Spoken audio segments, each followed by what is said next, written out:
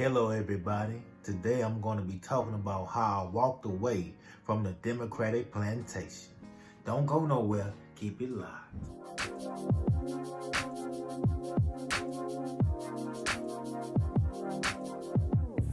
As this 2020 election progressed and went on, I started to expose myself as a conservative, or to be simple, as a Republican, even though I consider myself to be more of a conservative libertarian. And people were very curious of why a black man would be a conservative. So I'm doing this video because it was requested, and I just ask and I hope that you come with the mind to understand and not with the mind to get triggered and to be divisive. With that said, this is my video of how I walked away from the Democratic Plantation. I grew up in Houston, Texas, in the hood, 3rd Ward to Yellowstone to Dead End. I lived in many hood areas filled with poverty, hopelessness, violence. And I was one filled of hopelessness until I read a book called The 7 Habits of a Productive Person. It talked about it being a changing agent, and I was one who started to have hope that I can change. So, skipping to high school, Barack Obama was running for president. I'm like, hey man, I started to have more hope. We about to have a black man in the Oval Office. So then he won. Man, it was like a party every day, man. We were so happy. We were so fired up. Man, no more oppression, no more racism. We finally made it. And everybody was happy. Then he had a second term. Because I'm going to be honest. I thought that they was going to assassinate Barack Obama. I'm like, hey, if they assassinate Kennedy, they assassinate Lincoln, why wouldn't they assassinate Barack Obama? You know? But nobody killed him. Nobody touched him. And me personally, I became very disappointed in his presidency. A lot of people would say, well, he did what he can. The Republicans was blocking him. And I would say this. Well, he passed DACA. He passed the Dreamers Act. He passed same-sex marriage. If he can do all that, why didn't he do anything for black people? Oh, he passed Obamacare, which was unconstitutional. He got that through. So how he got that through? And hey, he passed the bailouts. He passed the bailouts, gave all this money to billion-dollar corporations talking about they too big to fail. All this money to banks, all this money to insurance companies. But we can't get nothing. So I started thinking about these things. And then after he was out of office, I started to look at Bernie Sanders. I was feeling the burn. He talking about free college, free health care.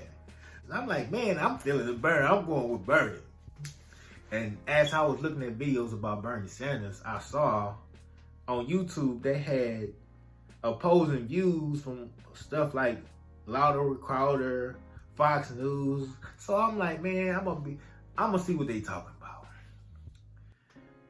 And as I started to watch, I didn't like nothing they were saying.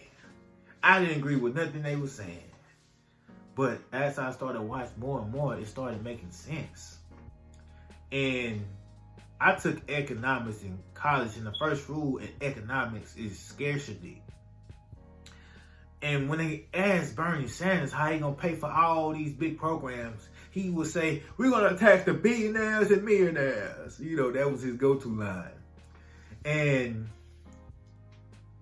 when they did a study on it, after they taxed the millionaires and billionaires, they still wouldn't have enough money to pay for all the programs he was talking about. And they asked Bernie, and Bernie really didn't have nothing good to say about it. He really didn't have no decent response. And I just started to look at more conservative websites and videos, and I noticed they was making sense. They was making a lot of sense. And I noticed a lot of liberals and Democrats, they always go to these trigger words with these isms and this phobias. Anytime it's a tense debate or something, you could just see the trigger words coming. You know, you talk about economic policy, you talk about taxes, you talk about foreign policy, and when the debate not going right, here they come. You a sexist, you a racist, you a homophobic, you a xenophobic. I'm like, really? Is that how we going? That's how we doing it? And I started researching the Republican Party, and I saw that the Republican Party was the party that abolished slavery. The Republican Party was the party of Lincoln. The Republican Party was the party that fought oppression all this time. And the Democratic Party was the party of slavery, was the party of Jim Crow. I'm like, the Democratic Party, they don't want to support all these policies. They don't want to support all these policies that were against black people, that oppressed us. And what happened during the 1960s, black people started to support the Democrats around the time LBJ came out. LBJ passed the Civil Rights Act. But what a lot of us don't know is that it has to go through Congress. And in Congress, more Republicans supported the bill, you know? And LBJ was a very smart man, very smart Texan. And he would twist a lot of arms of the Democrats. And he saw the train coming. He saw the freedom train coming, you know? And he changed the tactics, in my belief, okay? It went from trying to stop the train to take the train and get the train on their side. A famous quote from LBJ, we're going to have these N-words voting for us for the next 200 years. And so far, he's been having black people vote for the Democratic Party for at least 50 years straight. 80-90% every time. And I tell you, when I look at his Great Society bills, the Welfare Act, the Housing Act, on his face, it looked like he's trying to help poor people, trying to help poor black people. But when you look at the incentive, see, when you look at policies, we don't look at the intention, because they can say what all kind of intention they want it for. But we look at the effect of it, the incentive. So the incentive of the Welfare Act was to incentivize single motherhood, to incentivize the breakup of the family. So in the black community right now, we have 75% single motherhood rate, broken homes, broken families. And we know that the family structure is what's needed for a successful unit. You know? And to get welfare housing, you can't have no man in the house. That's just how it is. And this policy was one, along with Mr. Joe Biden's crime bill. Welfare and crime bill, they both were two policies that really hurt and destroyed the black community. Lock up all the black men up, and then make sure the black women don't want no black man, because they can get all the food stamps and free houses as long as you don't got no man in the house. You can't get married. Can't get married. Can't have no man in the house. But you can get this welfare. You can get these food stamps. And then when you get back to the Obama era, that's when Black Lives Matter started to come around. And I asked myself, how are we talking about police brutality when the most powerful man in the world is black? The most powerful police in America is black, Eric Holder. And we talking about police brutality? I'm like, Obama, Eric Holder, what are y'all doing? Why is this an issue? And we talking about racism. We talking about oppression. I'm like, Obama is the most powerful man in the world. How are we still talking about these things? This didn't start when Trump came the president. This started under Obama. And it really made me think about these things. And I didn't vote for Trump. First time I voted for Gary Johnson, Libertarian. Second time I voted for Joe Biden. Just to let y'all know, give y'all some perspective. But when I looked at Trump, he did one thing that a lot of Republicans didn't do. He came to the black community. He came to black men. I'm like, hey, what are they doing for y'all? What are the Democrats doing? What do y'all got?